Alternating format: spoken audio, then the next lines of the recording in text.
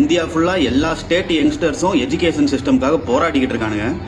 ஆனா தமிழ்நாட்டு யங்ஸ்டர்ஸ் மட்டும் ஒன் லாஸ்ட் டைம் தளபதி ராவணமவண்டா அப்படின்னு ஸ்டேட்டஸ் ஸ்டோரி போட்டுக்கிட்டு இருக்காங்க.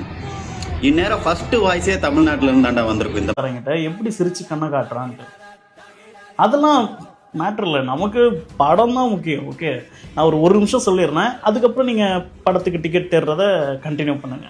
அடிக்கிற லத்தி இருக்குல்ல, அதில் ஆணியை பின் பண்ணி எல்லா யங்ஸ்டர்ஸையும் அடித்து பொழந்துருக்காங்க. எனக்கு பிரகாஷ் ராஜ் சார் மேலே பெரிய மரியாதையே வந்துருச்சு. ஏன்னா மனுஷன் ப்ரொட்டஸ்ட் ஆரம்பிச்சதுலேருந்து இப்போ வரைக்கும் அந்த பசங்க கூடவே இருக்காரு. கேரளா சீஃப் மினிஸ்டர் உட்பட ரோட்டில் இறங்கி ராகுல் காந்தி கூட ப்ரொட்டஸ்ட்டில் ஈடுபட்டிருக்காங்க. பேச முடியாமல் டிசபிளாக இருக்கவங்க உட்பட நான் வாய்ஸ் அவுட் பண்ணுவேன்னு வந்து நிற்கிறாங்க.